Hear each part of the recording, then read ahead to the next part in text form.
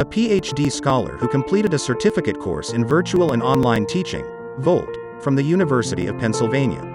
An educationist by heart, she completed many of the certificate courses, accreditation from different universities and institutions. The great mentors warmly welcome Ms. Radhika Srinivasan, Principal, the Shri Ram Universal School, Pallava.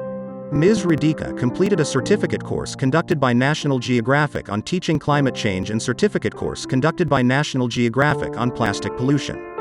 She also completed certificate course in circular economy from Foundation for Environment Education, Denmark. Ms. Radhika has conducted the Green Guru certificate course based on responsible environmental behavior for 200+ teachers. She also participated in Earth Action Hub, an international symposium on environment and ecology. Ms. Radhika is awardee of CENTA for 2 consecutive years.